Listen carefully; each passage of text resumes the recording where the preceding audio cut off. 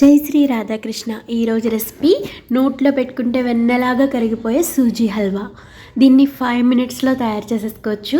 మనం ఏ ప్లానింగ్ లేకుండా ఏదైనా స్వీట్ తినాలనిపించినప్పుడు తయారు చేసుకోవచ్చు. ప్రసాదంగా కూడా దీన్ని మనం తయారు చేసుకోవచ్చు అనమాట. అటుకుల పాయసం లాగా ఇది కూడా చాలా త్వరగా అయిపోయే sweet recipe.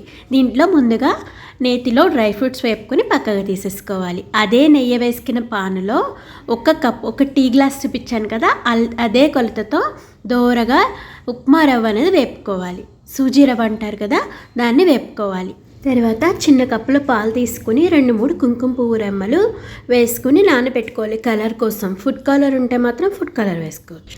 Tea glass upma రవ్వ తీసుకున్నాను కాబట్టి టీ గ్లాస్ కొలతతో వాటర్ పోసుకోవాలి. తర్వాత 2 గ్లాసుల పాలు పోసుకోవాలి. ఇది కొలత అనమాట. ఒక టీ గ్లాస్ కొలత ఉప్మా రవ్వకి 1 గ్లాస్ వాటర్, 2 గ్లాసుల పాలు. తర్వాత 1 గ్లాస్ పంచదార. పాలు మొత్తం కరిగిన తర్వాత పంచదార వేసుకుని, పంచదార అంతా కరిగిన తర్వాత లాస్ట్లో కుంకుమ పువ్వు కలుపుకున్న పాలు పోసేసుకుని డ్రై ఫ్రూట్స్ వేసుకుని కొంచెం దగ్గర పెట్టాక లాస్ట్లో 2 స్పూన్ల నెయ్యి వేసుకుని కట్టేసుకోవడమే. అంతే. ఎంతో టేస్టీ సూజీ హల్వా 5 మినిట్స్లో రెడీ అయిపోయింది.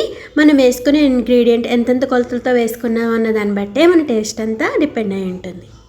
Thanks for watching. మా రెసిపీస్ కనుక నచ్చితే మా ఛానల్ సబ్స్క్రైబ్ చేసుకోండి.